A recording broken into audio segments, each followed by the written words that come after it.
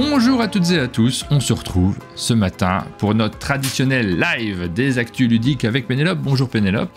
Bonjour Martin, bonjour à tous dans le chat, bonjour sur YouTube si vous regardez la rediffusion.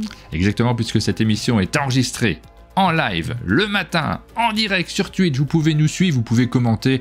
On lit pas toujours énormément les commentaires en direct, puisque cette émission est rediffusée ensuite sur YouTube. C'est là qu'il y a le plus de vues d'ailleurs. C'est devenu une émission qui est assez suivie. On vous remercie, puisque régulièrement vous regardez le contenu, vous le commentez, et on est très sensible à ça. On va regarder le programme de cette émission. Comme d'habitude, nous allons, c'est le bonjour d'intro, c'est tout de suite, mais on va vous parler juste après du Festival de Vichy, puisque c'est le grand événement qui a eu lieu en ce début de semaine, le Festival Pro de Vichy, puisqu'il y a la version ensuite tout public, où tout le monde pourra participer pour découvrir les jeux de la rentrée, les jeux qui seront sous le sapin à Noël. On va revenir très rapidement dessus. Ensuite, il y aura les news, le tour du monde ludique, cette rubrique dans laquelle on vous parle des jeux qui vont arriver dans quelques semaines. Ouais, on reste vachement en France cette semaine sur le tour du monde ludique quand même. Forcément, Festival de Vichy oblige, on a eu pas mal d'annonces sur place, et beaucoup plus que celles dont on pourra vous parler, puisque tout n'est pas forcément officiel. Il y a quelques petites annonces, on nous a dit attendez un petit peu avant d'en dire davantage.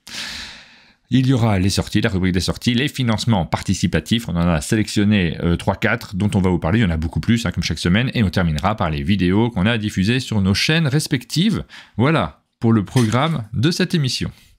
Et vous êtes déjà 115 sur Twitch, ça fait très plaisir. Bonjour. Ah oui, déjà, 105 personnes qui sont en train de nous regarder. Merci beaucoup. Ça commence. Ils se lèvent de plus en plus tôt, tous. Ça commence sur les chapeaux de roue. Merci à tous de nous suivre aussi régulièrement. On le redit à chaque fois, mais c'est très important pour nous. Et merci aussi, en passant, à ceux qui nous soutiennent financièrement. Alors, soit sur Twitch, soit sur Tipeee. Sans vous, c'est très simple, cette émission n'existerait pas. Elle coûte assez cher à réaliser. Oui. En temps, en argent, en énergie. Merci à tous ceux qui nous permettent de la réaliser. Alors, on va commencer, Pénélope, par les news. Alors, juste avant les news, par l'une des news qu'on a mis un petit peu en avant, c'est le Festival de Vichy, auquel nous avons participé tous les deux. Ah oui, on en rentre. Enfin, moi, je suis rentrée hier soir très tard. Donc, je suis encore dans la fatigue post-festival. On connaît bien cette fatigue-là. Avant-hier soir, je suis rentrée. Oh, j'ai l'impression d'être dans une... Oui, je me dis hier soir, mais t'as fait du rab, en fait, parce que là, on est jeudi, le festival s'est terminé mardi. C'est vous dire, je crois que j'ai dormi 2 ou 3 heures par nuit. J'ai fait un coma de sommeil pendant une journée, en fait. Voilà, donc c'est pour ça. Mais oui, on en est rentré tout juste. On a passé, moi j'ai passé 3 jours là-bas, toi aussi, je crois. Oui. Alors moi j'ai fait une version courte du Festival de Vichy. Et d'ailleurs, par avance, je m'excuse à tous les éditeurs et les professionnels qui m'ont contacté derrière en me disant on n'a pas trop eu le temps de discuter, c'était vraiment trop court, on avait plein de choses à vous dire. On va se contacter, on va discuter. Moi je suis arrivé dimanche soir, ça a commencé dimanche matin. Je suis arrivé dimanche soir et je suis reparti mardi matin. Donc en fait, il me manque un peu 2 jours. J'ai surtout fait le lundi. Donc forcément, ça a été très très intense, mais j'ai pas eu l'occasion de faire autant que j'aurais souhaité. Ça sera pour une prochaine édition. Par contre, c'est vrai que c'est l'occasion déjà de discuter avec chaque acteur, de découvrir les jeux qui vont arriver. Oui. Dans un climat professionnel, et ça a des avantages. Alors c'est très frustrant pour les spectateurs qui ont envie de venir sur ce festival, mais nous, ça nous permet d'avoir accès à des éditeurs, à des professionnels qui ont du temps à nous consacrer également. Et globalement, on peut déjà dire qu'il y avait encore plus de jeux et encore plus de monde que l'année dernière, même dans le festival pro. C'est vrai qu'on avait tendance à avoir le festival public, beaucoup de monde, le festival pro, plus calme, la possibilité de parler, de se poser, etc. Donc, il y a toujours ça, mais même là, il y avait du monde, beaucoup plus, et j'ai eu beaucoup plus de mal à tout voir et à aller voir tout le monde. Donc, pareil, je m'excuse de ne pas pu avoir à saluer tout le monde. Alors, on va vous parler de ce qui s'est passé. On va vous parler également du prix des boutiques ludiques qui était remis sur ce festival. Vous savez que c'est un festival qui est organisé pas par la ville de Vichy, mais en collaboration étroite avec les boutiques ludiques qui en profitent effectivement déjà pour se déplacer, pour découvrir. C'est pas pour rien que c'est organisé un lundi, mais également pour remettre leur prix traditionnel.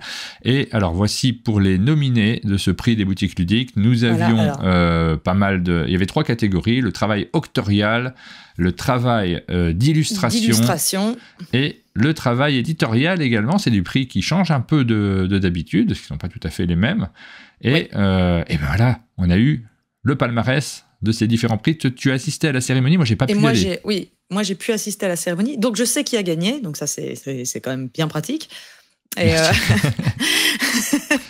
j'ai pu assister à la cérémonie qui était très très bien, avec des discours très émouvants et notamment celui de Cathy Signard, tu m'as dit. Notamment celui de Cathy Signard et d'autres, et c'était vraiment une remise toujours très bien menée et très agréable à suivre. Le prix Octorial, il y a quelqu'un qui demande dans le chat, c'est le prix du travail d'édition. En fait, si tu me corriges si je dis une bêtise. Alors, Octorial, c'est sur les auteurs, éditorial, c'est sur le travail d'édition. Oui, c'est ça, travail éditorial. Et puis les illustrations, bien sûr, on comprend ce que ça veut dire. Octorial. Du coup, dans les nommés pour le travail éditorial, on va faire dans l'ordre où ça s'est passé pendant le festival. Si je dis pas de bêtises, ça a commencé par le travail d'illustration. Et nous avions donc Sea Salt and Pepper qui était nommé. Alors, pour l'illustration, tu dis, d'accord. Hop, je mets pas la bonne illustration, image. pardon, excuse-moi. Hop. Ils ont commencé par le travail d'illustration. Donc, il y avait Sea Salt and Pepper, District Noir et Les Animaux de Baker Street, qui sont effectivement 3 jeux avec des partis pris visuels très, très forts et très, très appliqués. C'est Sea Salt and Pepper de Bombix qui a gagné un jeu de Lucien de Rennes et un jeu illustré par Lucien de Rennes et Pierre-Yves Gallard. Et le discours était particulièrement émouvant de Bombix. Ils ont beaucoup mis en avant l'aspect humain et le travail humain derrière les illustrations.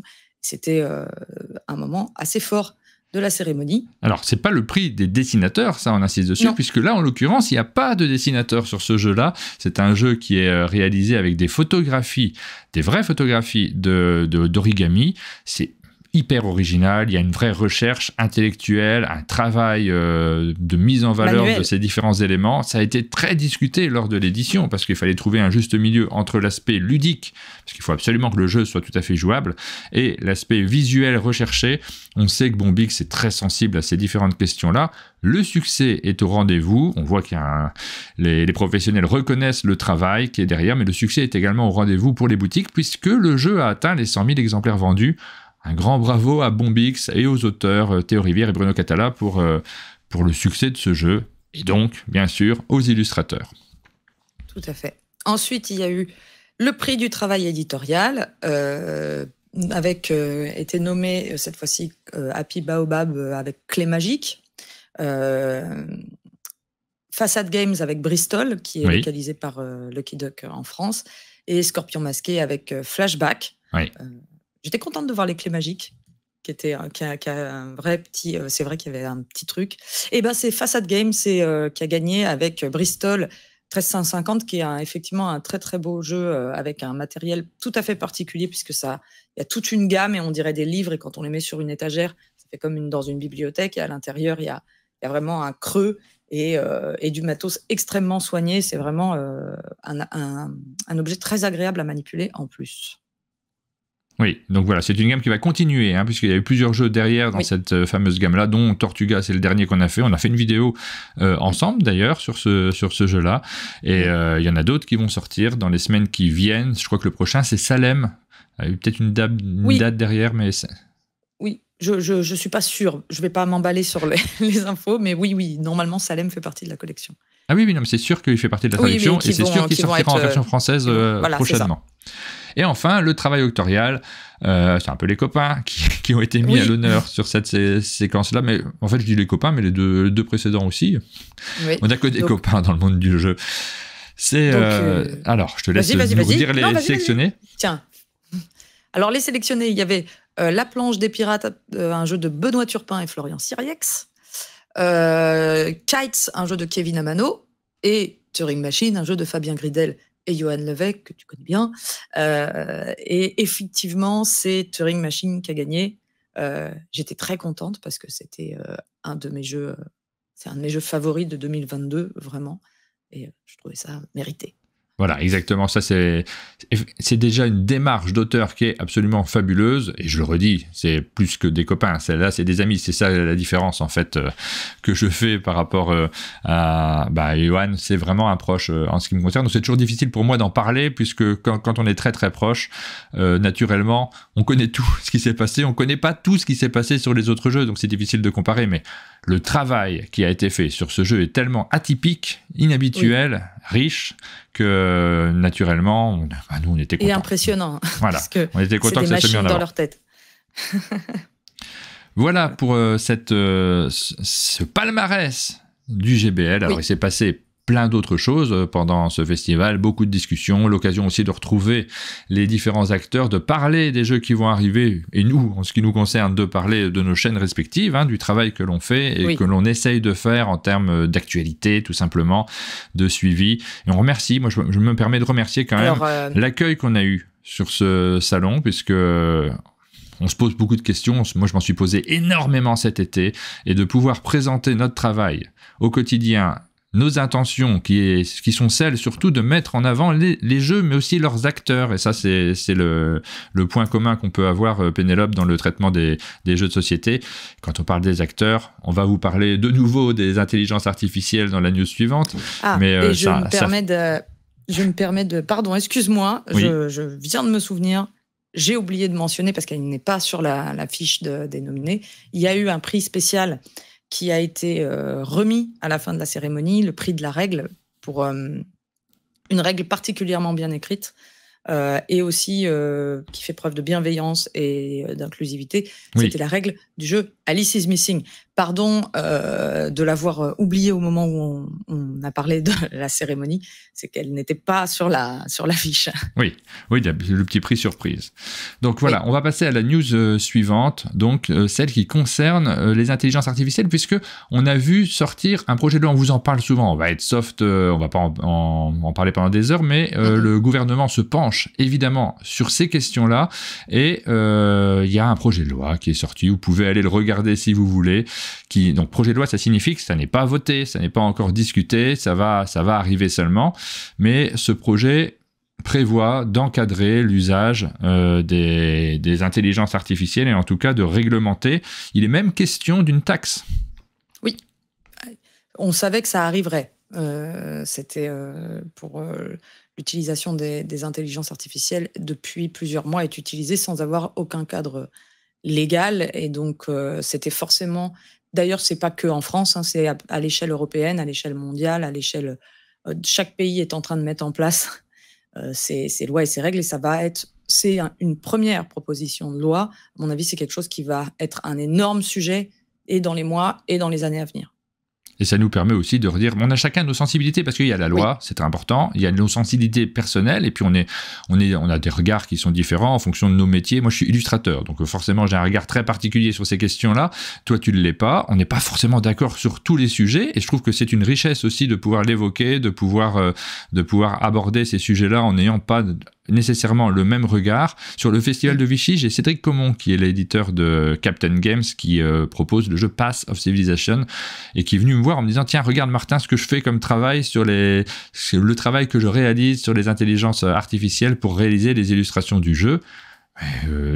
Alors, il avait besoin de me l'expliquer, je le comprends tout à fait, je le remercie d'être venu me voir, mais évidemment, on est conscient de ces aspects-là, on est conscient des enjeux que cela représente, et on n'est pas en ce qui me concerne, je suis pas du tout borné sur ces questions. Évidemment, tu ne l'es pas non plus, on est sensible à ces sujets-là, et c'est des sujets d'actualité. Moi, je suis content aussi que dans cette proposition de loi, on fasse des distinguos entre les différentes plateformes, et notamment celles qui utilise le travail d'illustrateur, comme c'est le cas de Midjourney, pour changer ses illustrations. Exactement. Et recréer quelque chose complètement nouveau. C'est évidemment problématique d'un point de vue des auteurs.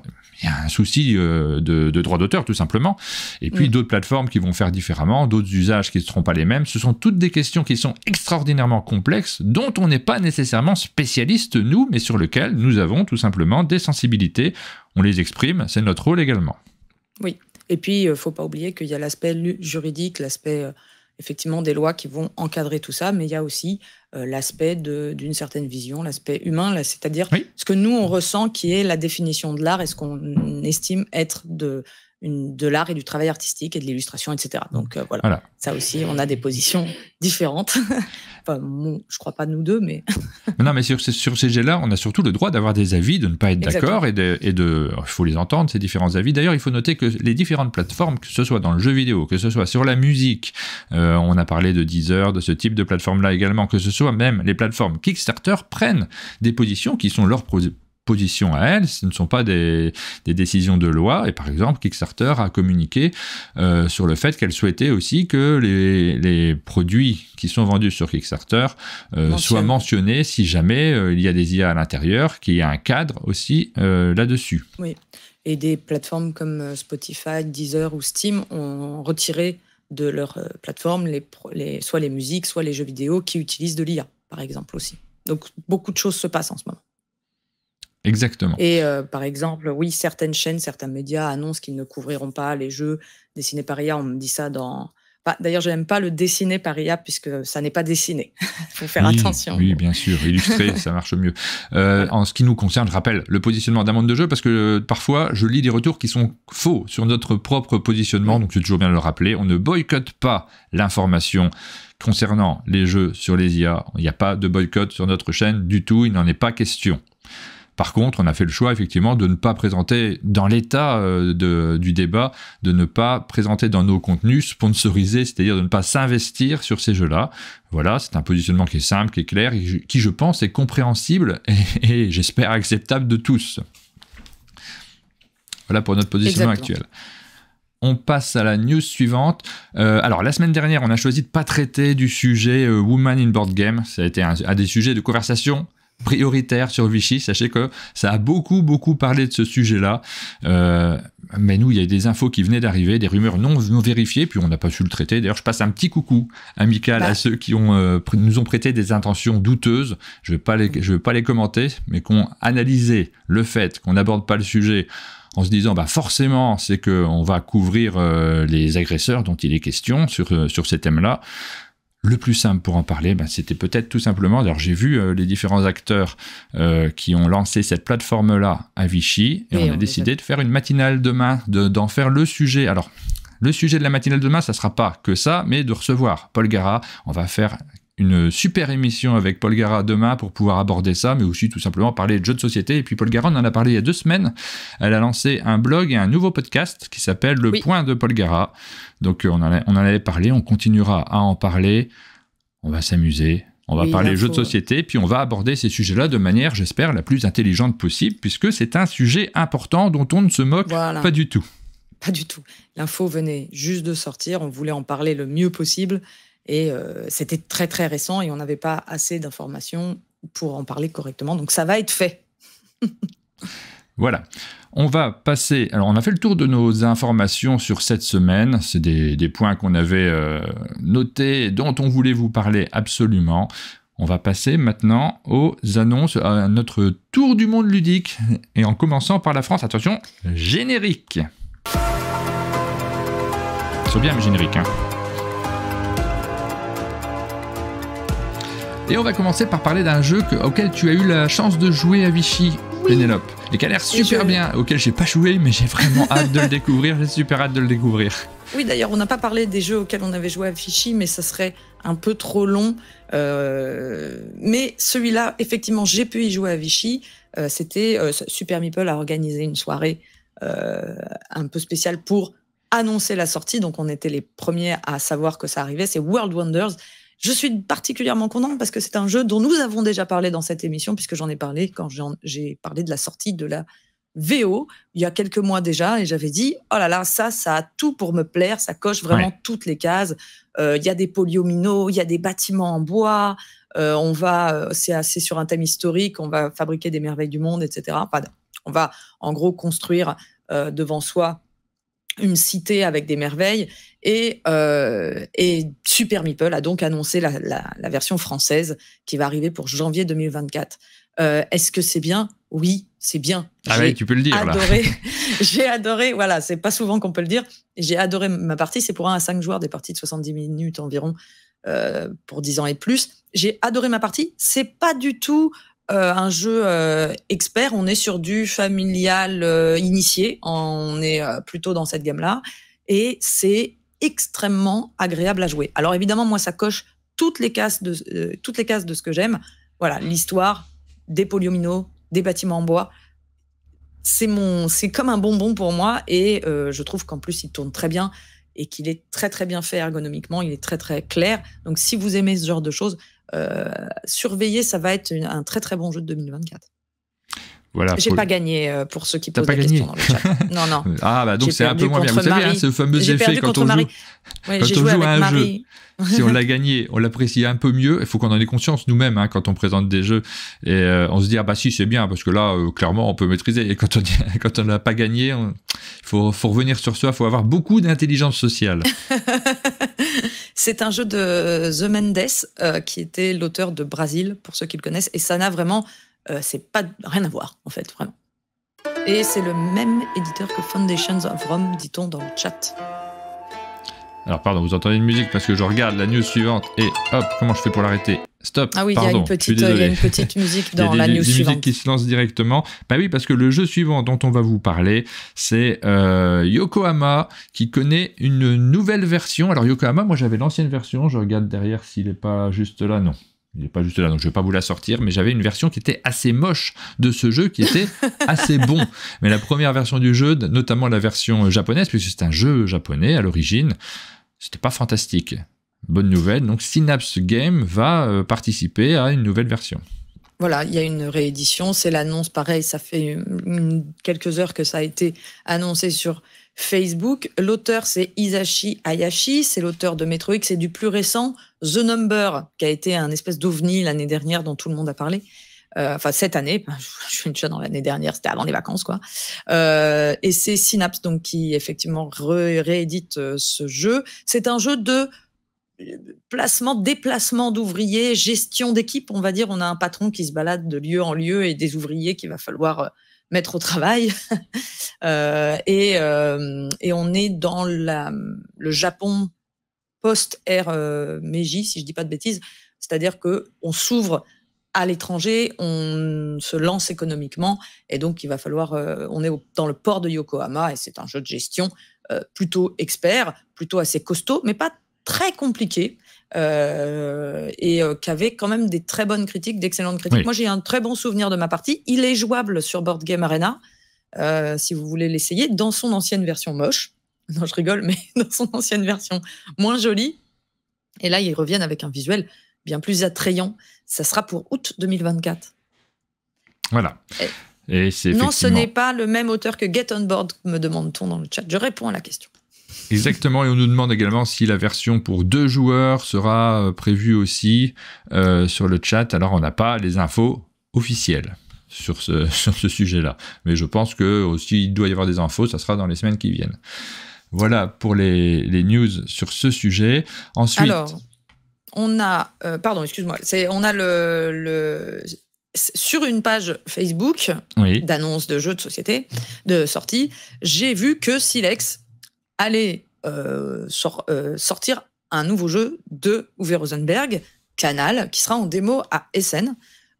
Chose étrange, il n'y a ni l'info sur la page de Silex, ni l'info sur Board Game Geek. Ouais, là, c'est trop tôt. Il n'y a pas de page de jeu. Voilà, donc c'est vraiment de la super exclue, mais on voit bien le logo de Silex en bas à droite de l'image, et on voit bien le Uwe Rosenberg sous le titre. Donc voilà, c'est un nouveau jeu. Ça, c'est la seule chose que je sais. Ça n'est pas une rethématisation ou une localisation, c'est un nouveau jeu. Voilà, on commente les images que l'on voit. Alors parfois, on a des informations qu'on ne peut pas vous dire parce que les éditeurs nous ont dit clairement non, mais là tout de suite, n'en parle pas. Donc sur Silex, j'ai d'autres infos par exemple que je ne peux pas vous dire. On respecte absolument le rythme de communication des éditeurs. Là, on le voit, ça a été publié, donc on vous donne l'information. sur Canal. Et je connais pas ce jeu, mais ça fait partie de... Quand il y a un Uwe Rosenberg, je vais pas prendre grand-chose à Essen, mais tu vois, quand je vois un Uwe Rosenberg, en général, je prends. C'est mes seuls achats automatiques du salon d'Essen. Petite info sur Facebook aussi, chez Subverti Games qui nous ont gâtés l'année dernière avec un excellent... Alors, je sais plus si c'était l'année dernière ou l'année d'avant. C'était avec le jeu Dictopia ouais. Que j'ai beaucoup aimé. Un jeu avec des lettres vraiment très intelligents. Et Biomos, là, ils annoncent, en fait, moi j'aime bien, parce que j'aime bien les éditeurs qui créent du suspense sur leur jeu. Moi, ça me permet de suivre sur le long cours, et puis ça permet de s'attacher aussi au jeu, un petit peu, de voir leur évolution. Et là, c'est vraiment le cas, puisqu'ils annoncent leur prochain jeu, Nixart, et ils disent qu'il y a une page sur laquelle on va pouvoir suivre le développement. Alors bien sûr, ça sera une page où je pense tout le monde ne pourra pas... rentrer, puisque c'est une page qui sera confidentielle dans le sens où on ne devra pas faire sortir les infos qui sont données dans cette page. Mais voilà, nouvelle annonce de jeu chez Subverti Games avec un visuel. Et je les ai vus, ils étaient à Valménier pour le sommet des jeux que nous avons organisé à la fin du mois d'août. On a eu l'occasion de discuter ensemble avec Johan Brogol et de voir leur projet, effectivement, ce qu'ils écrivent. Et il me l'a dit également qu'ils privilégiaient la qualité à la quantité. Alors, en choisissant pas forcément de sortir un jeu tous les ans, ils ont leur propre rythme sur les sorties. Et j'ai vu un petit jeu signé par Jérémy Partinico, l'auteur de Dictopia, moi que j'ai adoré. Donc j'espère que ça sera le prochain, que ça sera le jeu qui vont sortir. Du coup, tu vas attendre derrière. un peu, voilà. Si c'est un par an. Mais non, mais ce qui est agréable, c'est que c'est des jeux du coup qui sont bien suivis. Dans leur vie, c'est-à-dire que c'est pas des jeux qui sortent et 15 jours après on n'en parle plus, on peut pas suivre sa communication, on peut pas relancer. Subverti passe vraiment, quand ils sortent un jeu, ils y consacrent du temps et donc c'est des jeux qui ont une chance parfois de s'inscrire un peu aussi dans le temps, dans la tête des gens, parce que on n'a pas beaucoup de place pour toute la foule de sorties. Et donc, des piqûres de rappel régulières, c'est utile. Voilà, en sachant qu'ils le font aussi parce que c'est une microstructure. Hein, c'est pas un jugement. On va pas vous dire qu'il faut faire comme ça. C'est eux qui ont raison, les autres ont tort. C'est pas la question. Non, mais c'est important d'insister dessus parce que il y a des grosses structures parfois n'ont pas le choix. Ils sont obligés de passer à un autre produit. Et si le premier, on sent que ça ne fonctionne pas, j'ai dit produit à dessein. Si on sent que le premier ne fonctionne pas, il y a urgence de passer sur un autre parce qu'il y a une boîte à faire tourner également. Mais bon. Effectivement, je suis d'accord avec toi, c'est très agréable de voir qu'un jeu est peaufiné et soutenu sur le long terme. Ça a été le cas de Dictopia, ils ont eu raison de le faire, ça n'a pas été le succès immédiat. Mais on sait qu'effectivement, beaucoup des gros éditeurs aimeraient pouvoir en faire autant et parfois ils n'ont pas le choix. Donc, et souvent, ils n'ont pas le choix. Autre nouvelle, c'est Rats of Wistar, dont nous avons déjà parlé sur cette chaîne quand il est sorti ou quand il a été annoncé dans sa version anglaise. Eh bien, ça y est, nous avons une localisation. C'est Intrafin qui va s'en occuper. C'est le duo Danilo Sabbia et Simone Luciani. Donc Simone Luciani, je présente pas parce que franchement, on devrait le présenter à chaque émission, mais si, c'est l'auteur de Newton, de Tiletum, de Golem, de, si je dis pas de bêtises, Grand Austria Hotel. C'est un auteur majeur en ce moment et qui produit de gros jeux experts. Je crois que celui-ci est un petit peu moins expert. De ce que j'en regarde, de ce que j'en ai vu, on n'est pas dans du très lourd. C'est pour un 4 joueurs à partir de 13 ans et des parties de 90 minutes. On voit déjà 90 minutes, c'est pas 120, 240. Et en gros, c'est on incarne des rats et on a organisé l'évasion du célèbre institut Wistar et on va essayer de se montrer le plus méritant pour diriger la colonie. Donc c'est le petit résumé qui est marqué juste là. Ce qui est original, on commence à avoir des aperçus de ce que sera la mécanique qui sera visible à Essen, mais ça repose sur une roue d'action avec des actions qui seront plus ou moins fortes en fonction du nombre de meeples qu'on aura. Puis il y a un peu d'exploration dans une maison pour récupérer des choses. Ça, je trouvais ça assez sympa aussi. On va récupérer des objets, on va améliorer sa colonie. Voilà, donc c'est le genre de thème original qui donne envie de jouer. Ensuite, un autre jeu qui va sortir en version française également, localisé cette fois-ci par Matago. Alors, il s'agit de La Cathédrale d'Orléans. Est-ce qu'il y a un rapport avec le jeu Orléans ? Oui, il y a un rapport. Alors, il y a même 2 annonces. J'en ai annoncé qu'un parce que c'est la nouveauté. L'autre, c'est aussi la nouveauté, mais c'est Si je dis pas de bêtises, ça sera une extension. L'autre, c'est The Plague, Orléans, The Plague, Orléans, la peste. Oui. Du coup, je m'étais plus concentrée sur la cathédrale d'Orléans.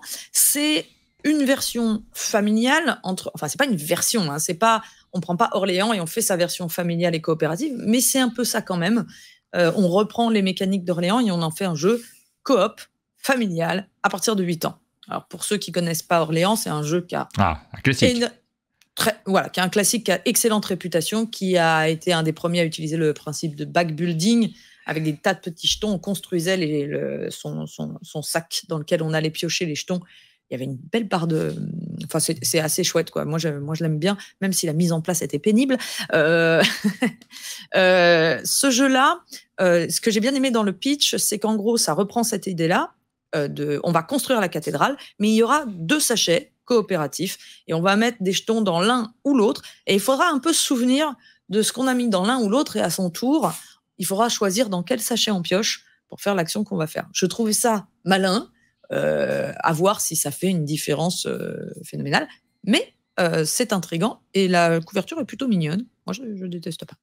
Donc c'est Matago qui va s'en occuper. Je sais pas j'ai mis pour 2024, mais je sais pas exactement quand. D'accord. Et on va terminer pour ce qui concerne les sorties françaises par un jeu qui était présenté à Vichy. D'ailleurs, si tu en as d'autres parmi ceux auxquels tu as joué, parce que j'ai fait assez court sur le festival de Vichy au départ, mais peut-être que tu as d'autres jeux qui t'ont vraiment tapé dans l'œil, des coups de cœur dont tu veux nous parler, ça va être le moment. Moi, j'ai joué à presque rien sur le festival de Vichy. Je crois que j'ai joué essentiellement à un jeu, c'est le jeu Synchro, qui sera l'une des prochaines publications de Greux Games. Je suis pas un grand amateur de jeux coopératifs, mais celui-ci, je dois dire que j'ai particulièrement bien aimé. J'ai été très surpris d'ailleurs, parce qu'ils m'ont fait jouer. Alors c'est un jeu dans lequel on va récupérer des cartes en posant des valeurs que l'on va essayer de faire correspondre à un objectif, à une cible, à une valeur cible, mais sans communiquer avec ses partenaires autour de la table. On a des cartes en main, numérotées, on les pose tout simplement ensemble et on espère que ces valeurs-là je résume, je ne suis pas du tout en train de bien vous expliquer le jeu parce qu'il y a un ordre du tour, etc. Peu importe. En tout cas, c'est un jeu à communication limitée dans lequel, vous avez compris, on essaie d'avoir des connexions avec les autres joueurs. Mais ce qui m'a surpris, indépendamment de l'efficacité du jeu en lui-même, que j'ai trouvé super chouette, c'est le fait que derrière... L'éditeur m'a montré tout le paquet de cartes qui vont nous amener des missions différentes, qui vont enrichir le jeu. Et c'est vraiment un développement qui est assez impressionnant. L'auteur, c'est Thomas Favrelière. C'est publié donc par Greux Games. Voilà. Et moi, j'ai pas eu... C'est un des rares... un des jeux que je voulais absolument jouer. Et j'ai pas eu l'opportunité de le faire. À chaque fois que j'y allais, il y avait des gens sur la table. C'est dire si ça avait du succès. Juste pour faire un petit mot rapide, moi à Vichy j'ai réussi à jouer pas mal. Bien sûr, ce qu'il y a aussi, c'est que nous on avait joué à beaucoup de jeux avant Vichy. Oui. Enfin en tout cas, je vais pas vous dire j'ai découvert Faraway, c'était fantastique. Faraway est un excellent jeu qui était à Vichy, que beaucoup ont découvert à Vichy, et je l'aurais pas forcément mis dans ceux où je l'ai découvert, voilà, moi je l'adore, mais du coup dans les jeux qu'il y avait justement que j'avais déjà joué, que je trouvais chouette, il y avait Faraway, il y avait Spellbook, il y avait Stop or Go chez Kiff Édition, il y avait le Zango chez Soif que j'adore, mais ça c'est le jeu qu'on connaît depuis longtemps. Voilà, exactement.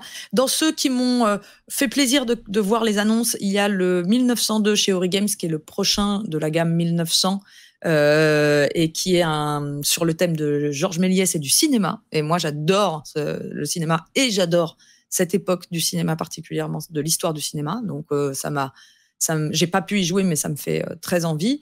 Les 2 jeux auxquels j'ai joué et qui m'ont marqué, on va dire, c'est Empire's End chez Lucky Duck Game, qui est un jeu de John Dickler. Ah oui, c'est vrai, ouais. Ouais, qui est un jeu de John Dickler illustré par Kwanchai Moriya, ce qui ne gâte rien parce que c'est mon illustrateur favori, et avec une mécanique assez originale où on démarre avec une cité, enfin, on a son domaine qui a un certain nombre de points, 70 points. Et en fait, je sais plus si c'est 70 ou à peu près. Et en gros, on va devoir lutter pendant toute la partie pour les conserver, puisque on va subir plein de fléaux qui vont brûler tout notre domaine et les points qui vont avec.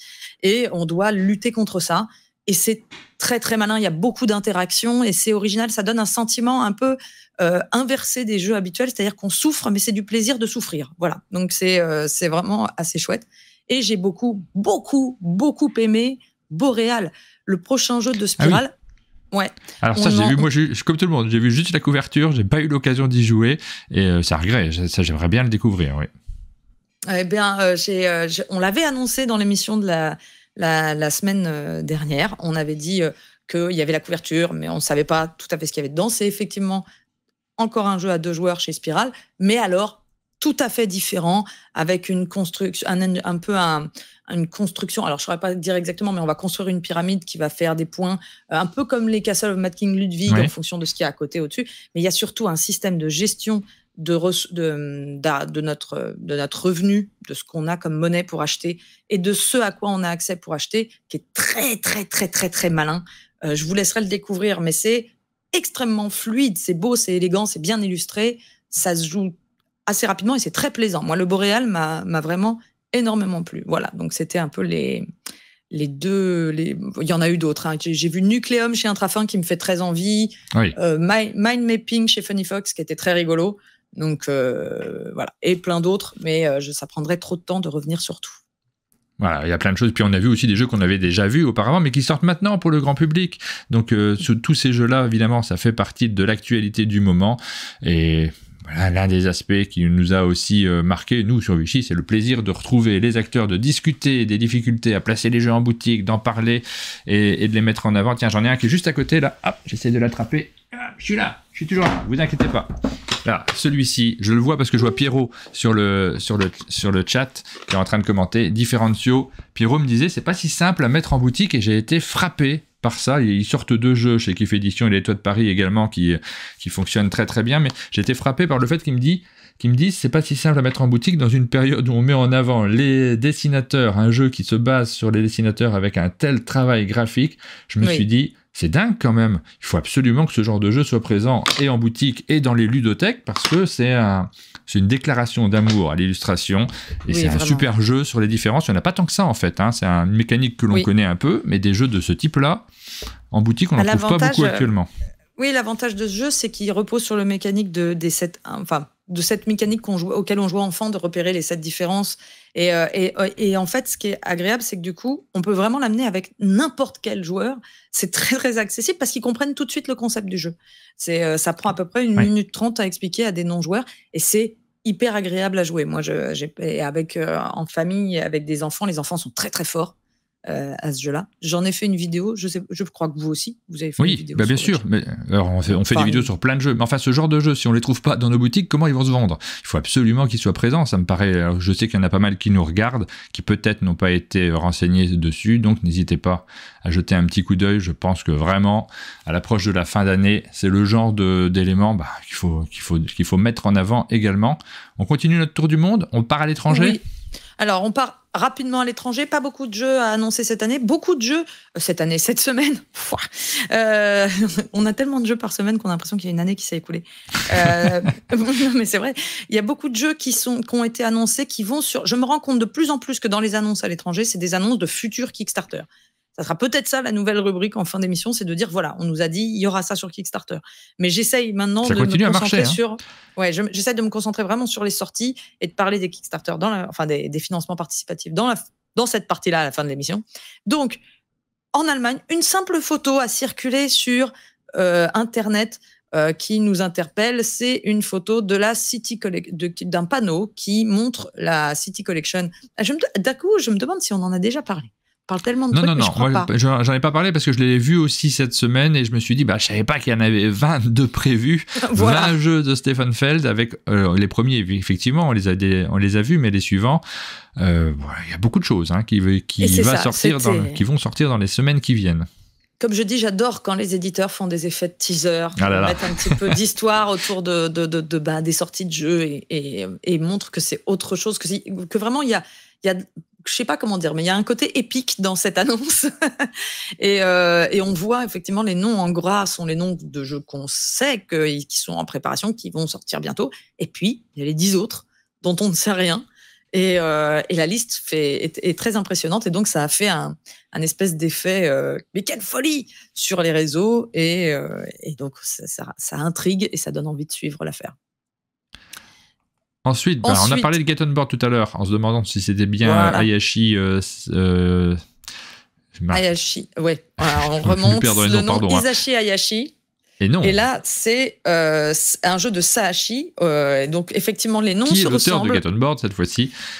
Qui est l'auteur de Get On Board, de Photographe et de Souviens-toi, qui sont des jeux qui sont sortis très récemment, que j'aime beaucoup et qui sont vraiment passés sous le radar. Ça fait partie de ces jeux qui subissent pas, qui n'ont pas, je trouve, le succès qu'ils mériteraient. Suivez cet auteur. Il a toujours des idées originales dans ses jeux.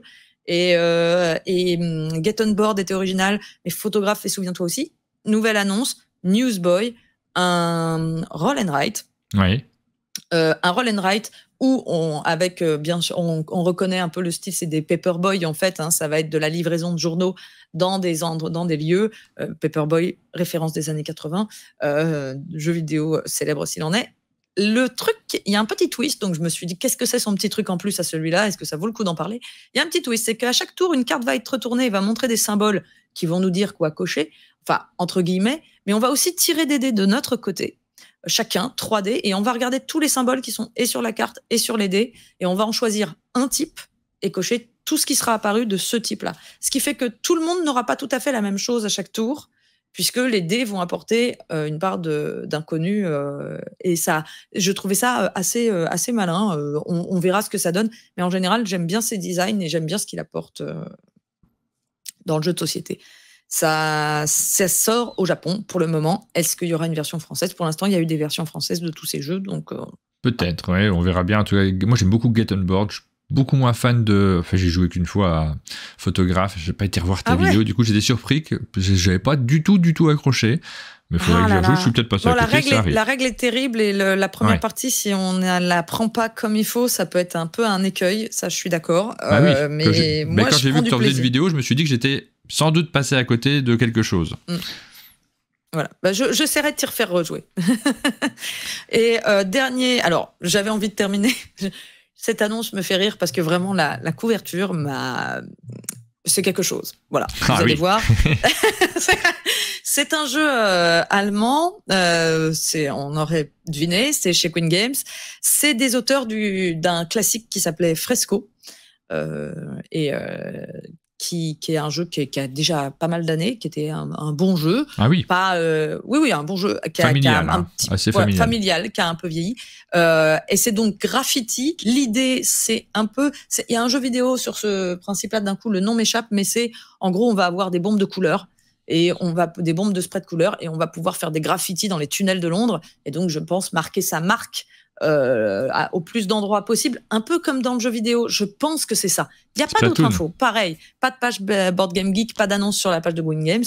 C'est une nouvelle, voilà. Donc c'est Jet Set Radio, Splatoon. Moi je pensais, voilà, c'était Splatoon le jeu auquel je pensais. Merci au chat pour l'info. Mais je trouve cette couverture assez graphique, voilà. Graphique, voilà. Visuel. Hein, on la verra de loin, quoi. C'est pratique. Voilà, exactement. Ça, c'était pour les jeux qui vont arriver dans un avenir prochain, mais pas pour les semaines qui viennent. Hein. Il va falloir un petit peu de temps avant que ça arrive dans nos boutiques.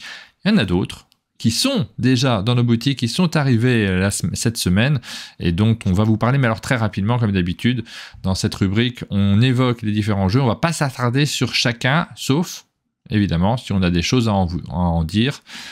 Alors, le premier parmi les sorties de la semaine... Ah déjà, générique, pardon. Le générique de sortie de la semaine. Ah, j'ai oublié le générique. Magnifique générique. J'en ai besoin en plus des génériques. C'est les petites virgules qui me permettent de vite passer sur mes écrans. Alors si je les oublie, je suis obligé de broder en disant des choses qui ne sont pas super intéressantes. Le premier, donc, c'est Bats, la bête. C'est un jeu qui sort chez Flexig. C'était les informations qu'on a trouvées. Il y a toute une série de jeux de cet éditeur alors moi, je ne connais pas. J'imagine que tu ne les connais pas forcément non plus. Qui sortent cette semaine. Il y a également Philippe la fenêtre. Les noms sont bien. Je ne sais pas pourquoi je rigole. Motif en folie.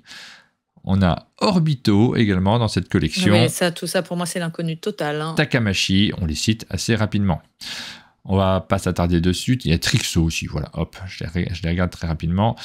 Dans les jeux enfants, on a Unlocks Kids, la 3e boîte de jeu, déjà, qui sort là en ce moment. Donc on continue. Moi j'ai surtout vu la première, je trouve que c'est très efficace. C'est un jeu qui est signé par Cyril Domingue à l'origine, Unlock, mais cette version enfant est travaillée également par Marie et Wilfried Faure. Et c'est pas Space Cowboy, c'est Spaceco, le spécialiste des jeux enfants, qui a travaillé sur ces nouvelles versions-là. Alors très rapidement, Yu-Gi-Oh! Le Roi Kramazi. On passe rapidement. Vermine 2047, un pack Apocalypse pour le jeu de rôle qui sort. Vengeance, Roll and Fight. On a. Oui. Celui-là, il m'intrigue. On en a parlé la semaine dernière, si je dis pas de bêtises, ou la semaine d'avant, mais on en a parlé dans l'émission. Roll and Write, personnage, on va tabasser on va se bagarrer avec les personnages qu'on va un peu builder avec les lancers de dés. Ça a l'air assez sympa. Donc épisode 1, épisode 2, tu te mets combien? On aura une édition Jeux Olympiques, information essentielle pour les gens qui se passionnent pour le sport. J'en connais un qui est content. Bah, moi, je l'ai pas. Mais oui, est-ce que je vais l'acheter? J'en sais rien parce que je vais y jouer tout seul. Je vais me poser les questions et je vais répondre moi-même. Ça va pas être très intéressant. On te posera des questions si tu veux. On peut faire une émission où on te pose toutes les questions et tu réponds. Voilà, ça peut être chouette. Ouais, je vais inviter des gens qui aiment bien le sport également. On a Top 10 Pro. Alors c'est surprenant ça parce que c'est une version professionnelle, donc pour jouer en entreprise notamment. Et c'est à la fois un jeu et un outil. C'est Cocktail Game qui fait ça, c'est toujours un jeu d'Aurélien Picollet, ça a un prix un peu plus élevé, c'est une grosse boîte, Top 10 Pro, mais il y a un tirage qui est assez élevé, ils ont réussi à faire quelque chose d'ambitieux en réalité, avec un jeu d'entreprise à la base, bravo. Cocktail Game, il m'a parlé du tirage, je l'ai pas retenu, mais quand même, Mathieu Despnous m'en a parlé, c'est pas rien comme tirage. On a Tiny Epic Quest dans la collection des Tiny Epic, c'est un jeu de Scott Helms. Tiny Epic Galaxy, on a des nouvelles boîtes qui sortent, Tiny Epic Dungeon, voilà pour cette série. Est-ce que tu as joué à Mojo chez The Flying Game? J'ai pas joué à Mojo. Après, c'est pas mon genre de jeu, mais je prends toujours le temps d'essayer même les jeux qui sont pas mon genre de jeu, mais celui-là, j'ai pas eu le temps d'y jouer. Pas encore. Petit jeu de cartes avec des numéros et des cartes colorées, signé Anthony Guilaine, qui sort donc chez The Flying Game, illustré par Christine Alcouf. C'est le genre de jeu qu'on s'attend à voir pour l'été. Celui-ci sort un petit peu plus tard, mais il fait encore beau. C'est l'occasion de jouer à ce genre de jeu. Puis il n'y a pas de saison pour jouer aux jeux de société de manière générale. Une petite extension pour Marvel Champions. Explorers of the Woodlands. On l'a reçu. Merci beaucoup à Matago qui nous l'a envoyé. On va avoir l'occasion d'y jouer également. Et puis Jube me l'a montré la semaine dernière parce qu'il l'a reçu, il l'a acheté lui en version originale. Ça fait partie des petites boîtes avec des petits animaux qui font penser évidemment à Roots. On reconnaît l'illustrateur. Mais c'est beaucoup plus familial, beaucoup plus accessible que ne l'était Roots. C'est un jeu qui est signé par Geoffrey Woods. On vous en reparlera évidemment quand on aura eu l'occasion d'y jouer.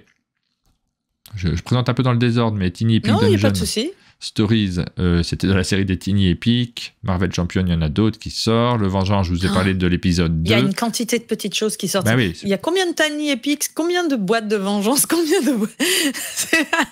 C'est fou. C'est pour ça que je vous en parle très rapidement. Lobs001 qui nous dit dans le chat si Matago pouvait aussi l'envoyer à ses backers, le jeu... Le jeu Explorer of the Woodlands, alors je ne suis pas au courant du tout de ça, je ne sais pas si c'est Matago qui expédie, on n'est pas toujours au courant des envois de Kickstarter, c'est pour ça qu'on ne les mentionne pas systématiquement. Dorf Romantique, ça ferait beaucoup d'infos à suivre quand même. Dorf Romantique, c'est un jeu qui est publié par Gigamic, et ça c'est une grosse actualité du moment, puisque ce jeu de Lucas Zar et Michael Palm a remporté le Spiel des Jahres cette année. Un jeu inspiré du jeu vidéo. Tu y as joué, toi?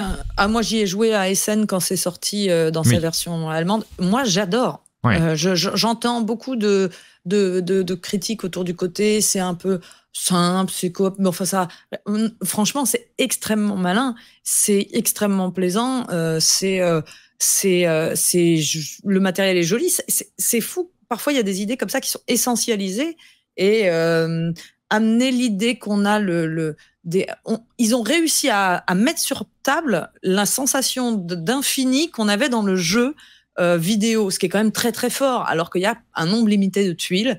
On a l'impression qu'on pourrait continuer, et qu'on n'est pas limité par le nombre de tuiles, qu'on est vraiment limité par le fait qu'on n'y arrive plus. Enfin, je ne sais pas comment ils se sont débrouillés, mais c'est vraiment très bien fait, et c'est un très très bon jeu coop qui se joue rapidement.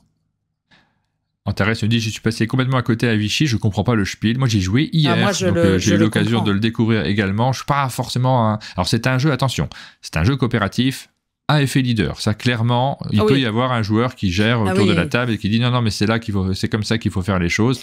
Mais en même temps... Un bon jeu solo aussi, je pense. Si vous avez le bon groupe, c'est un très bon jeu solo également. Mais les interactions, les discussions, le partage entre les joueurs, nous, la partie était super chouette. On l'a filmée, on vous la montrera sur la chaîne et vous pourrez vous faire votre avis. C'est en tout cas une très belle édition et un jeu qui fonctionne vraiment bien avec ces fameuses petites boîtes à l'intérieur qui vont nous permettre de l'enrichir et de découvrir de nouveaux éléments. On aura l'occasion de vous le montrer sur notre chaîne, donc vous ferez votre avis également. On a Défi Fou, le 25e anniversaire du jeu, un jeu d'Olivier Finet qui sort chez Gigamic avec quelques questions. On en a parlé hier dans notre matinale. Come Together, ça c'est publié par Matago. Tu connais ce jeu-là? Ah ouais, j'adore. Je suis hyper contente que ça arrive. Je connais bien les auteurs, moi, parce que je les suis et j'adore leurs autres jeux, mais celui-là je le connais pas, donc je t'écoute. Oui. Et pour moi, c'est presque leur meilleur jeu à ces auteurs. C'est un jeu que j'ai découvert grâce à Rebentis, que je salue, qui fait des vidéos avec moi sur la chaîne et qui suit toujours l'actualité parfois de jeux un peu comme ça, OVNI. Il était à Essen l'année dernière. C'est un jeu où on va on fait son festival de rock, on fabrique son festival de rock et donc on va aller chercher des cartes d'artistes qu'on va faire jouer sur nos scènes, mais il faut on va aller chercher aussi des fans qu'on va devoir loger dans des tentes pour qu'ils aient où dormir, pour pouvoir rester, pour pouvoir aller au concert. Et il y a un système c'est du placement d'ouvriers, mais il y a un système très très malin, pareil, de résolution des actions. On rentre pas dans les détails, on va pas tout décrire. C'est un excellent jeu. Je vais en faire une vidéo bientôt parce que j'ai pu avoir une boîte. Ah bah moi, j'ai pas regardé, en fait. On a reçu un colis Matago, mais j'ai pas regardé le détail. J'espère que c'est dedans parce que tu viens de me créer des envies. Ah ouais, il est super. Sur le thème de la musique, pour moi, sur le thème de la musique, du rock, etc., c'est le premier vrai bon jeu, quoi. Carte Aventura Odyssée, le secret des pharaons, un jeu de Thomas Dupont et Madeleine Denis, donc c'est la version familiale de Carte Aventura. On a Bridgerton, alors c'est sur la série, je l'ai vu passer, j'ai regardé le matériel est chic, c'est publié par Mixlore, j'ai aucune idée de ce dont il s'agit en termes de mécanique, donc je ne pourrais pas vous en parler davantage. On a Beast, donc celui-ci, je crois qu'il y a de l'actualité autour de ce jeu, parce que il me semble avoir vu passer dans notre revue des Kickstarter également des projets en cours autour de ce jeu-là, mais on a la version donc française qui est publiée par Don't Panic Game. Ils ont un beau programme, je les ai vus à Vichy, Don't Panic Game, j'ai regardé leur programme, c'est un éditeur qui a beaucoup fait de jeux à licence, c'est pas ce qui m'attire le plus, moi, les jeux à licence, pour être honnête, mais par contre j'ai regardé... De jeux dark, de jeux rock'n'roll, surtout chez Don't Panic Games. Exactement, mais sur leur prochain jeu, il y a beaucoup de choses qui m'ont fait très très très envie, j'ai envie de me mettre à la table et de jouer et de les découvrir. C'est un éditeur qui évolue également et plutôt... en ce qui me concerne, parce qu'on parle toujours de nos goûts de joueurs, dans un sens qui me plaît et qui me fait envie. Vengeance, c'est chez eux, par exemple, dont on a parlé tout à l'heure, et ça a l'air très chouette aussi. Donc, et Beast est vraiment très intéressant. J'y ai pas joué, mais c'est intéressant. Voilà, un jeu d'Aaron et Elon Mid-Hall chez Don't Panic Games. Voilà pour les jeux qui sortent en ce moment, sur lesquels évidemment on vous a donné pas toujours des avis parce qu'on n'a pas joué à tout simplement, mais il y a un gros programme de sorties. Je disais juste, je finis sur ça, sur Come Together. Les groupes de rock qui sont dans la boîte, ce sont des jeux de mots autour des noms de jeux de société. C'est-à-dire qu'en gros, ils ne pouvaient pas avoir une vraie licence avec des vrais artistes, etc. Et donc, tous les noms de groupes de rock sont des jeux de mots sur le jeu de société. Allez voir parce que c'est très, très marrant. Voilà, pour cette rubrique-là, on va passer maintenant au financement participatif. Attention, jingle. Le jingle vert. Alors, on en a repéré quelques-uns de financements. Alors, tu m'as repéré notamment beaucoup d'extensions et de jeux dérivés d'autres jeux qui sortent en ce moment. Je pense que j'ai décidé de ne plus traiter de façon approfondie. On s'en est rendu compte, il y a beaucoup d'extensions, beaucoup de dérivés, beaucoup de rééditions sur les financements participatifs. On ne peut pas tout traiter. Non. Donc, je pense que les gens qui sont intéressés sont ceux, la plupart du temps, qui ont la boîte d'origine. Donc, une simple mention suffira. Et on va se concentrer. Moi, j'ai envie de me concentrer plus sur les sorties, les nouveautés, les grosses annonces, mais plein d'extensions et de dérivés encore cette semaine. On les évoque rapidement comme on l'a fait sur les sorties, très rapidement. Donc, du coup, je vous montre les différents projets. Canopy Evergreen, le premier jeu avait été publié en français par Lucky Duck Games après sa sortie, donc moi je l'ai au chalet. Ça m'avait pas plus enthousiasmé que ça. Et il y a une nouvelle extension. Enfin, c'est Vincent Dutray cette fois-ci, l'illustrateur. Je ne sais pas si c'était lui déjà sur l'autre version, peut-être. Oui, c'était déjà lui. Ouais. Et c'est pas une extension, c'est un standalone, mais ça reprend grosso merdo les mêmes mécaniques. Voilà, on a ensuite, hop, c'est pas ça qu'on vous montre, on a Founders. Donc Founders, alors c'est aussi, c'est pas une extension, mais c'est un standalone, c'est un nouveau jeu de l'éditeur qui avait produit notamment Ice. Voilà. Un jeu, donc ce sont des francophones aussi, donc ça nous intéresse toujours, et on vous montre. Moi, j'avais vraiment pas du tout aimé ma partie de Ice. Nous, on a fait une vidéo sur la chaîne, mais j'avoue que j'avais pas accroché plus que ça non plus. Ensuite, ici, on en a parlé, donc c'est le jeu, on est tout en bas de la page. L'extension de Beast, hop, qui est Shattered Isle, qui est donc l'extension anglaise du jeu qui vient d'arriver en français chez nous. Donc, très impressionnant, graphiquement, très chouette. Ouais, ça a l'air vraiment très beau, intéressant comme jeu. Je me suis pas attardé plus particulièrement sur ce que rajouter cette nouvelle extension. Mais... Ouais, voilà. C'est un one versus many, c'est-à-dire c'est un seul contre tous, où il y a une bête contre des chasseurs, en gros, mais la bête doit essayer de tuer le maximum de gens. Il peut gagner aussi autrement qu'en n'étant pas attrapé, en fait. C'est ça qui est intéressant. Ensuite, transmission. Alors, ça doit être des pages que j'ai ouvert avant, parce que ça, je ne me sens pas que ça soit dans cette catégorie-là. Ah, si, c'est le deuxième, c'est le reprint de transmission. C'est ça. Voilà. C'est le second printing. Très, très joli jeu également, avec des petites figurines plutôt sympathiques. Si vous avez loupé ce jeu qui a plutôt eu des bons échos, vous pouvez le découvrir maintenant. Tu as noté également Final Girl, série 3. Donc, voilà. Chez Don't Panic, il y a la série Final Girls. Oui. C'est un jeu avec un système, c'est un jeu solo avec un système et des boîtes de scénarios complémentaires. Et donc, ce sont de nouvelles boîtes de scénarios qui un peu comme faisait Time Stories, en fait. Et enfin, un jeu qui a une actualité française, puisque la version française va sortir dans les semaines qui viennent. Vagrant Song. Magnifique jeu, vraiment. Superbe. Très, très beau. Ouais.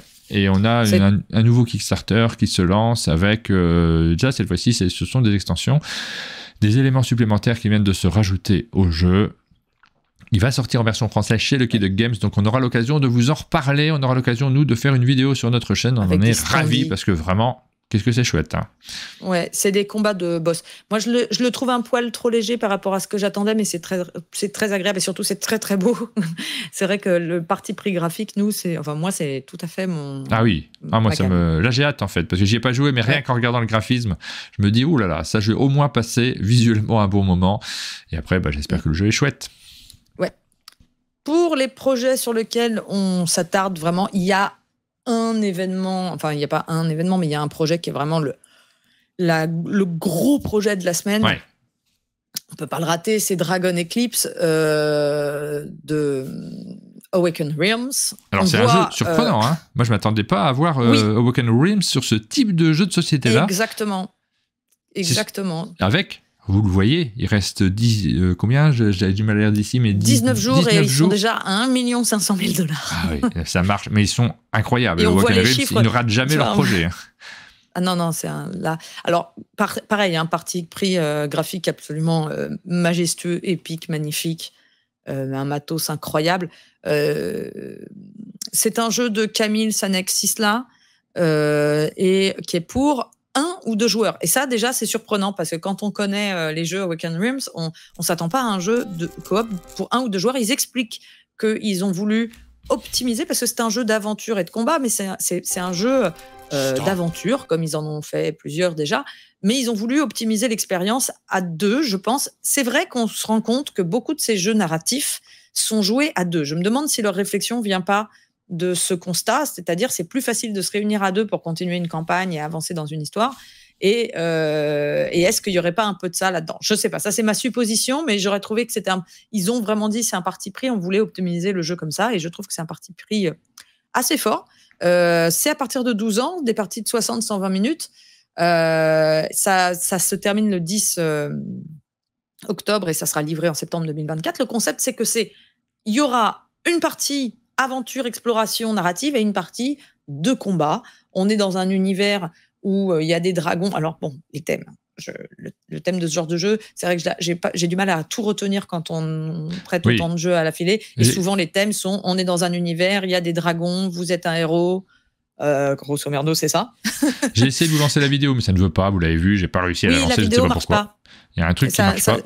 Chez moi aussi, ça marche pas, donc c'est sur leur page que ça marche pas. C'est très bizarre, mais sinon, en ce qui concerne le thème, j'ai noté, parce que c'est Rado qui le dit, que c'est un Pokémon style game, et l'éditeur l'a relevé cette phrase, donc il la valide d'une certaine manière. Et le côté, on va collectionner des cartes, on va les avoir, mais attention, il n'y a pas d'éléments qui sont random dans la boîte. Ça sera la même chose pour tout le monde, avec des figurines qui sont absolument magnifiques en plus. Ils ne sont peut-être pas indispensables, mais quand on voit ces figurines-là, c'est difficile de se dire je vais m'en passer. En fait, la grosse idée originale, c'est qu'ils ont voulu faire la sensation d'un collectible card game, c'est-à-dire un jeu de cartes à collectionner, dans une boîte où il y aurait déjà toutes les cartes. C'est-à-dire qu'il va y avoir à l'intérieur de la boîte, il y aura des comment on appelle ça déjà ? Des boosters.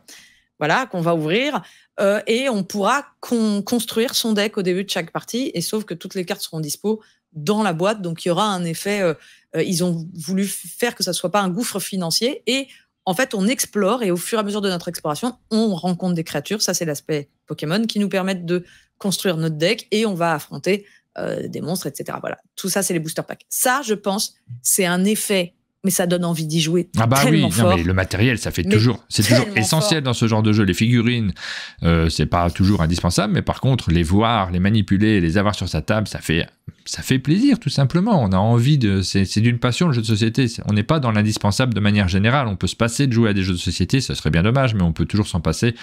Mais du coup, quand on en fait, on a envie que le matériel nous fasse rêver également. Ouais. Mais ça, c'est vrai que le concept et la façon dont c'est fait. Maintenant, il y a des gens, je connais des gens qui arrêtent les Awakened Realms parce que les règles sont toujours très compliquées, très lourdes. Parfois, les livraisons sont un peu longues. Bon, moi, celui-là, c'est le premier où je me dis, ouh, ça, j'aimerais bien. Ah ben moi aussi. Alors, c'est toi qui le fais ou c'est moi qui le fais ? Comment on fait là ? Parce que on peut s'arranger. Faut qu'on ait un budget là-dessus. On n'a pas trop de budget. Si c'est une question moment, d'espace, chez moi, c'est le plus compliqué. Quoi. Ouais. Allez, moi, si j'avais le budget, on le dit à chaque fois quand on fait un jeu, j'hésiterais pas une seconde. Je vais me pencher sur la question. Je suis pas sûr de l'avoir très clairement. $55 le prix d'entrée, 184 pour la version totale, mais il y a une version française. C'est important de le dire. C'est pas non plus complètement. Je pense que la version 55, c'est sans figurine. Je sais pas, j'ai pas regardé et on peut vérifier ça tout de suite. Mais si c'est avec des figurines, $55, je serais très étonné. Non, c'est pas que les figurines. Pierrot nous dit, allez, faites-le, et moi je vous peins les figurines, on se prend une semaine au chalet et on le plie. Voilà, c'est validé. C'est validé. On a des projets chouettes qui sont en train de se mettre en place. Mais ça se joue qu'à 1 ou 2. Voilà, donc forcément, on est 3 et c'est beaucoup trop. Mais tu nous regarderas, c'est pas grave. Ah, super. Le projet suivant, c'est un jeu de Ryan Locat, que l'on connaît bien, qui a fait pas mal de jeux de grosses boîtes dont on a parlé, c'est certaines sur lesquelles nous avons fait tous les deux. Je crois que tu en as fait aussi des vidéos sur ces jeux. Et moi, c'est un de mes... Enfin, j'ai une énorme admiration pour cet auteur qui est également illustrateur et éditeur. C'est-à-dire qu'il fait tout et encore plus, c'est-à-dire qu'il fait aussi la musique de ses... Ah oui, il fait la musique en plus. Ah mince, je pensais que j'avais... bandes son. Je pensais que j'avais tous les mêmes talents que lui, mais non, j'ai pas la musique. Zut, mince. Quand on regarde un peu ces jeux, quand on voit la quantité en plus de textes, de narration, qui est souvent assez bien écrite, on se dit, waouh, il y a des gens qui savent quand même tout faire, quoi. Alors, les jeux, il y en a des plus ou moins bons, il y en a des plus ou moins légers, il y en a des plus ou moins profonds, mais ils essayent tous ils ont tous un univers vraiment très personnel. D'ailleurs, tous ces jeux se passent dans le même univers. Je sais plus le nom, c'est Asrium ou Arzium. Oui, alors d'ailleurs, puisque tu nous parles de l'univers, dans ce Kickstarter, on a l'occasion d'avoir le nouveau jeu dont on vous parle là aujourd'hui, qui est Creature Caravan, mais également une réédition modifiée Islebund, pardon, je sais pas comment. Islebund. Voilà. Islebound. Moi, j'ai aucune idée de comment on prononce les mots en anglais. Je fais complètement à l'instinct. Mais surtout, on a exactement le RPG qui, j'aurais dû réviser avant. On a le RPG qui est le jeu de rôle qui est basé sur cet univers également et qui est proposé dans cette campagne. Et ça, c'est fou. Enfin, je veux dire, voilà, il lui manquait le RPG, donc il y a le livre de RPG. Dans le livre de RPG, il y a 2 histoires, 2 scénarios et tout le système de jeu. Donc, dans l'histoire de Creature Caravan, c'est dans le même univers. Il y a en gros, il y a une grosse catastrophe et toutes les créatures de cet univers, pour se sauver, pour aller dans un endroit safe, font une caravane. C'est une genre de, comment on dit, d'exode, et on va rencontrer d'autres créatures sur le chemin, et c'est tout le chemin vers se sauver, quoi. Et ça fait envie. Il faudra voir si derrière les jeux sont bien, comme d'habitude. C'est un jeu, c'est donc illustré par lui-même, hein. C'est pour 4 joueurs, des parties de 45-60 minutes. On est souvent sur du familial, même quand c'est plus complexe. Chez Ryan Laukat, ça n'allait jamais énormément. C'est de 100 à 150 €, je crois, les 2 pledges. Voilà, tu les as tu les as montrés. Hors frais de port, et TVA, donc il va falloir remettre un peu d'argent dessus. Les frais de port et TVA sont assez costauds. Peut-être qu'on les verra arriver chez Lucky Duck. C'est peut-être des jeux qu'il vaut mieux attendre de voir arriver. Alors, on est sur le précédent, là, chez Lucky Duck. On a le jeu le plus gros qu'il ait fait, qui va sortir seulement chez Lucky Duck Games. C'est lequel? Now or Never, qui est la suite de Above and Below, puis Near and Far, et enfin Now or Never. Voilà. Une excellente série de noms de jeux, je trouve. Mais voilà, c'est un auteur qui fait pas des jeux parfaits, mais c'est un auteur que j'aime suivre et dont j'aime l'univers général. Ça me fait un peu rêver. Pour Creature Caravan. Et ça sera livré en juin 24. En juin 44, qu'est-ce que tu nous fais? On sent quand même la fatigue post-Vichy, parce qu'on a des mots qui tombent, on ne sait pas pourquoi. Voilà. Et évidemment, moi, les problèmes d'accent, c'est aussi post-Vichy, hein, sinon vous vous doutez bien qu'aucun problème habituellement là-dessus. Le jeu débarque en juin 44. Merci à ceux qui ont compris. Alors, le jeu suivant dont on va vous parler, alors celui-ci, j'ai pas regardé particulièrement, c'est Dark Tomb, petit jeu, petite boîte. Tomb. Oui. Bloodthorn Island, c'est le sous-titre du jeu. C'est sur Kickstarter, c'est un jeu édité par Coast Games, jeu de Andy Bergman, illustré par Andy Bergman et Daniel Rubio, pour 5 joueurs à partir de 12 ans, 20 à 50 minutes de partie. C'est un dungeon crawler de poche. Voilà, je peux pas mieux résumer la chose. Des cartes, des petits cubes, des tas de petites fiches. Alors, je me suis dit, bon, ce genre de jeu, il peut y en avoir des dizaines. Est-ce que celui-là vaut le coup d'être montré, parlé, etc. En vrai, j'ai un peu regardé. Et il y a quand même une belle variété de cartes. Il y a quand même des gens qui ont relayé et qui en disent beaucoup de bien. Les retours sont plutôt positifs. Et je me suis dit, quand même, un petit dungeon crawler dans une poche, avec un joli matériel comme ça, pour ceux qui sont très très fans, ça peut être voilà, j'ai pas envie de parler que des projets massifs, j'ai envie parfois de parler des petites originalités qui tapent dans l'œil, et celui-là typiquement en est une. C'est un jeu qui coûte 20 $, comme ça aussi ça permet de parler de projets qui coûtent pas un salaire, et ça termine le 21 octobre et ça sera livré en mai 2024. Alors pourquoi moi j'ai regardé particulièrement celui-ci? Parce que, et là on est dans l'avis personnel, ne me dites pas dans les commentaires que je critique des jeux qui ne s'adressent pas à moi. Non, clairement, ça a l'air très bien et c'est super de pouvoir les mettre en avant. C'est notre mission de mettre en avant ce type de jeu, mais c'est aussi notre mission de vous dire quels sont nos goûts, ce qui nous passionne dans le monde du jeu, parce que c'est ça qui nous fait vibrer aussi. Moi, j'aime bien, quand je me lance dans un dungeon crawler, avoir un matériel qui me fait rêver. Donc, je suis naturellement un peu moins sensible à des jeux qui tiennent dans la poche. C'est pas ce que je recherche. Notre temps est limité, voilà. Je pensais comme toi jusqu'à ce que je joue à Mini Rogue. Mini Rogue est un de mes jeux. Moi, j'ai adoré. J'ai vraiment adoré. Bourré de hasard et imparfait au possible, mais ça fait partie de mes plaisirs coupables. Voilà, c'est important de partager des avis qui sont d'ailleurs des avis différents. Vous voyez, ça me semble essentiel également. On enchaîne avec Millennia. Ouais. Un jeu... C'est encore un gros jeu. Millennia.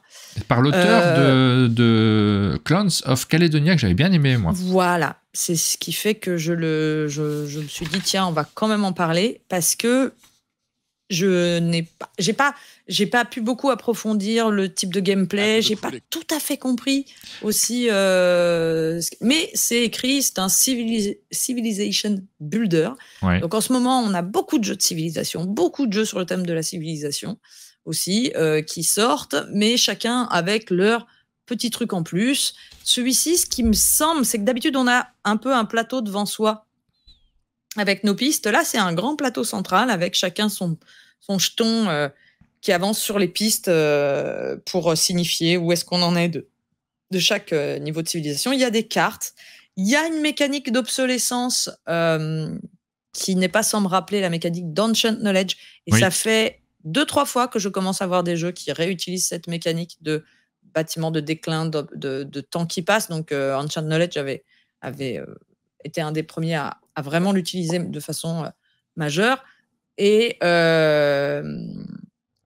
puis, voilà, c'est un vrai jeu de civ. Donc, on va se développer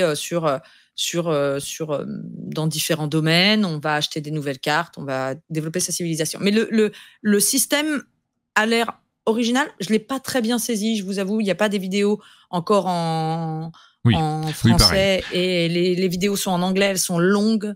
Elles sont parfois avec des accents particuliers. Il y a certaines chaînes que je comprends mieux que d'autres. Donc, j'ai pas tous les détails, mais c'était un projet qui était quand même assez intéressant pour être mentionné. C'est un jeu édité par Kama Games, de Mike Georgiou et Orestis Léon Taritis. Taritis, oui, c'est ça. Pour 1 à 4 joueurs, à partir de 10 ans, des parties de 30-120 minutes. Et ça peut pas être le prix. Je dois avoir fait une erreur parce que j'ai écrit un prix qui c'est sûrement pas ça. Voilà, donc effectivement, ça fait un peu penser à Ancient Knowledge dans le pitch qui nous est donné avec cette création d'un moteur de jeu dont on va perdre des éléments au fur et à mesure de la partie qu'il va falloir remplacer donc pour essayer de continuer à progresser dans le jeu. On va terminer par un dernier petit projet. Ben des recettes ludiques a fait une vidéo sur ce jeu, mais je l'ai pas vu. J'aurais vu, je serais allé jeter un œil. Il est assez clair en général. On va terminer en mentionnant le Kickstarter alors le Game on Tabletop plus exactement, consacré à la chaîne Roll & Play. J'aime bien aussi mentionner quand il y a des chaînes comme ça, des médias qui se créent et qui ont besoin aussi de financement. C'est hyper important pour le monde du jeu de manière générale. On a besoin d'avoir des acteurs qui vivent et qui ne vivent pas uniquement de subventions de publicité. Oui. Donc Roll & Play a créé son Kickstarter, ça marche très bien. J'étais chez eux à la fin du mois d'août pour faire une émission. On en a parlé puisqu'ils ont aussi, c'était pour la campagne de Chroniques oubliées. Ils sont adorables. Leur équipe est super, leur matos est super, leurs vidéos sont super pro. C'est exactement le genre de chaîne qu'il faut soutenir parce que c'est important que ça continue d'exister, que ça continue de mettre le jeu de rôle en avant et vraiment allez-y quoi. Ils sont indépendants là tout de suite, hein. Ils ont créé leur structure Mimir Productions, donc c'est une métamorphose parce qu'auparavant ils travaillaient avec Black Book Edition avec qui ils ont gardé de très bons rapports. On a un petit mot de Black Book Edition d'ailleurs qui évoque la situation et ils ont besoin donc de financement naturellement. Ça marche très bien, 74 000 €, ça va leur permettre de fonctionner pendant un certain temps. Et je ne cache pas que ce genre de démarche sur Kickstarter, sur Game on Tabletop, c'est des choses auxquelles on pense nous aussi pour nous financer peut-être plus tard un jour pour pouvoir avoir des projets et pouvoir traiter les jeux dont on vous parle. Par exemple, évidemment, c'est toujours avec des bonnes intentions pour pouvoir acheter Dragon Eclipse. Mais c'est vrai que quand on regarde en plus, on se dit, on voit que c'est des gens qui sont... qui, quand on fait un rapide calcul, quand on voit le montant qu'ils ont réussi à lever avec le nombre de souscripteurs, on voit que c'est des souscripteurs qui sont vraiment généreux et qu'on voit que c'est des gens qui ont envie de soutenir. Bah oui. Rapide calcul. Je suis pas très bonne en maths, mais je crois que c'est pas mal. Et c'est important de se rendre compte qu'il y a vraiment de rappeler qu'il y a vraiment des gens. Je les remercie vraiment tous ceux qui pensent à soutenir les chaînes, à donner des sous, à s'abonner aux chaînes, etc., sur Twitch ou à faire des dons, parce que c'est grâce à vous que les chaînes existent. Exactement, je pense la même chose. On va parler rapidement, donc on a fini avec les nouveaux projets dont on voulait vous parler. Évidemment, il y en a pas mal d'autres également qui sont disponibles. On va parler des jeux qui sont toujours disponibles. Donc il y a toujours Voidfall notamment, qui est disponible sur Kickstarter et Rivals. J'avais un tout petit mot à dire là-dessus. C'est juste que j'en ai pas parlé la semaine dernière parce que j'étais passée à côté. Donc j'en parle très vite. Rivals, c'est un jeu d'affrontement et en Battle Royale. Alors là, tu es sur Voidfall.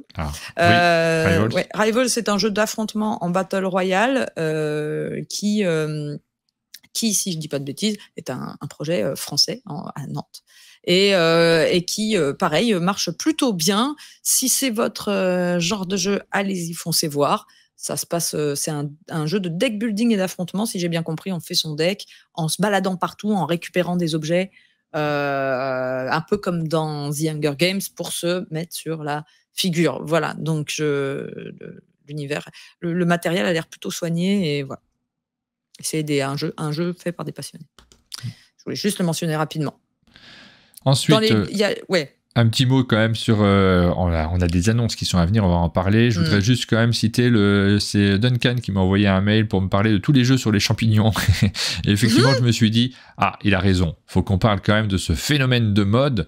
Attention. Le dossier, les champignons. Ouais, les champignons, ça se propage, c'est contagieux, on peut en attraper. Et dans ce cas-là, soignez-vous, renseignez-vous sur les produits qui permettent de les éliminer. La semaine dernière, on vous a parlé de... C'était lequel dont on a parlé la semaine dernière? Je crois que c'est Mycelia. Je vous montre, le Kickstarter, Mycelia. C'est pas le seul, puisqu'il y a Undergrove, qui va sortir en novembre. Et il y a l'autre Mycelia que j'ai là avec moi, qui est le jeu qui est sorti chez Ravensburger. On n'oublie pas. Il y a 2 Mycelia en ce moment. Et celui donc qui sort en novembre, ça sera chez AEG. C'est un jeu qui est signé par Elisabeth Hargrave et Mark Wooton. C'est dans la collection de Cascadia, celui-ci. Illustré par Bess Sobel, et nous avons Mycologie, dont le late pledge est toujours disponible, que vous pouvez continuer à faire. Voilà, si vous aimez les champignons, vous allez pouvoir vivre des aventures se faire passionnantes. Une fricassée. Clairement, on peut... Là, non, mais c'est quand même très drôle. C'est parce que ce qui est le plus drôle là-dedans, c'est qu'on sent que c'est pas forcément des gens qui ont vu l'autre jeu. Tout le monde a eu la même idée en même temps. Tiens, si on faisait un jeu sur les champignons, ça doit avoir des raisons. Ça doit bien tomber. C'est de la colonisation, mais avec un thème tranquille. Donc, je pense, il y a un côté comme ça. Mais c'est vraiment, vraiment rigolo de voir tous ces champignons qui, effectivement, prennent possession se propagent. Dans les grosses annonces, quand même, on rappelle qu'il y aura Altered, le jeu de cartes à collectionner, très ambitieux. C'est un jeu du nouvel éditeur Equinox, de Régis Bonnecé, qui était l'auteur, tu me corriges si je dis une bêtise à un moment, de Dixit. Non, alors Régis Bonnecé, c'est l'éditeur de Dixit. Je confonds. C'est l'éditeur de Dixit. C'est l'auteur de Seasons. Voilà, c'est l'auteur de Seasons. De Lord of Dixit et de pas mal d'autres jeux. Voilà. Pas tant que ça. Il n'a pas fait tant que ça, Régis, mais il a toujours fait des jeux qui ont marqué, Diceforge également. Mais Seasons, un de mes jeux préférés. Oui. C'est ça, il me semblait que c'était ça. Quand je l'ai dit, je me suis dit, je dis une bêtise. Ça arrive, voilà, c'est annoncé, ça arrive sur KS en février 2024. Ça va être un gros événement, ouais. Ouais, un événement. C'est le revival de tous les jeux de cartes à collectionner. Ça fait partie des tendances essentielles de cette fin d'année et donc des années qui viennent. Ça sera celui qui est soutenu par Asmodée. Je crois qu'il y en a 2 d'ailleurs dans le giron Asmodée, si je ne me trompe pas. Évidemment, on parle beaucoup de l'Orcana également en ce moment. Donc pas mal de jeux dont on va vous parler dans les semaines qui viennent. Moi, je ne me suis pas encore vraiment mis. J'ai toujours pas joué à l'Orcana, par exemple. Je n'ai pas eu l'occasion encore. Et voilà, le reste, on en parlera en temps et en heure. Et moi, j'ai fait le tour. Très bien. Donc, on arrive tranquillement sur la fin de notre émission. On vous parle des vidéos qui ont été mises en ligne sur nos chaînes respectives. Tu en as pas mis, je crois, cette semaine. Eh ben oui, tu sais pourquoi. Vichy, évidemment, on te pardonne. Non, il y a eu Vichy, puis j'ai eu ces gros problèmes d'Internet. Je n'ai pas eu Internet pendant 2 semaines et demie. Et uploader une vidéo dans un café, ça prend à peu près 16 heures. Ouais. Donc, je ne pouvais pas rester dans un café pendant 16 heures. Donc, ça a été compliqué. Mais je vais avoir une vidéo qui va être publiée aujourd'hui. Souviens-toi, j'ai la fibre. Oui. Enfin. Oui, et je ne savais pas que tu n'avais pas la fibre, en fait. C'est une ouais, nouvelle. J'ai pas la fibre. Tu l'avais jamais eu, la fibre. Donc, grande 2 ans, nouvelle. 3 ans de Twitch sans fibre. Ouais. Ma vie va basculer dans l'orgie d'Internet. Bah, moi, j'ai la fibre depuis longtemps, mais elle est plus lente, ma fibre, ces derniers temps. Je ne sais pas pourquoi. Je ne sais pas s'il faut que je me renseigne, que j'avertisse le fournisseur d'accès en disant « Eh oh, j'avais une belle fibre avant, puis maintenant j'ai une demi-fibre. » Manger des fibres. Voilà. Dans les vidéos que nous avons postées très rapidement, nous avons Potage Sauvage qui a été mise en ligne. Une vidéo dans laquelle on présente ce nouveau jeu de Rainer Knizia avec Marion et Lorraine de Yellow qui sont venus au chalet pour vous le présenter. On a diffusé Suricats avec Christophe qui est venu pour nous présenter ce jeu publié par Okaluda. Nous avons diffusé également les jeux du chalet, l'émission numéro 141 dans laquelle on revient sur quelques critiques. D'ailleurs, tu as participé aux 3 émissions qu'on aura faites sur ce mois de rentrée, Pénélope, mais j'ai plus d'enregistrement dans mes stocks, là j'ai plus rien sur mes disques durs, il faut que tu reviennes. Il faut que je revienne. Non mais c'est prévu, on avait noté des dates, je reviens en octobre. Voilà, il faut qu'on enregistre de nouvelles séquences pour pouvoir vous les diffuser. Moi j'aime bien en fait dans ces émissions aussi montrer ce qui se passe au chalet, les gens qui viennent et qui participent avec nous, qui présentent des jeux de société. Donc c'est à la fois des extraits de nos matinales que l'on diffuse à chaque fois, et puis ces fameuses critiques qui sont absolument essentielles. On diffuse aujourd'hui Castle of Mad King Ludwig, le jeu, la boîte de base, donc qui sort chez Lucky Duck Games. Je regarde à côté parce qu'il est juste à côté de moi, il soutient le micro. Je suis fan de l'expression d'Aline sur cette miniature de... Elle est bizarre cette miniature, ouais. Et donc on vous diffuse cette vidéo-là aujourd'hui, et puis on fera une partie de l'extension également, puisque Lucky Duck Games publie les 2 jeux, ça sera pour la semaine prochaine. Voici pour les vidéos qui ont été diffusées sur notre chaîne. On arrive tranquillement à la fin de cette émission. Beau programme encore. Oui. On est dans la période où il y a pas mal de sorties. On aura aussi un beau programme, je pense, la semaine prochaine. Pas mal de jeux dont il faut absolument qu'on vous parle. Ça sera dans l'émission de jeudi prochain. Ça sera l'émission de jeudi prochain. On aura juste avant. Moi, je partirai à Octogone le week-end suivant. Enfin bon, bref, ça, c'est une grosse période. Faut voir aussi que c'est une des périodes les plus intenses dans le jeu de société avec tous les festivals qui s'enchaînent. N'oubliez pas de dormir. Ouais. C'est important. Il faut qu'on tienne le coup. On a Essen aussi qui se prépare. C'est dans 2 semaines, Essen. Ça va venir très rapidement également. Donc là, il faut se reposer. Moi, Essen, c'est Noël pendant 4 jours, personnellement. Voilà, exactement. Et après, on le déroulera. Et évidemment, on vous souhaite à tous une très bonne journée et on vous donne rendez-vous tout bientôt pour de nouvelles vidéos sur nos chaînes respectives, sur Twitch, sur YouTube. À très bientôt. À très bientôt.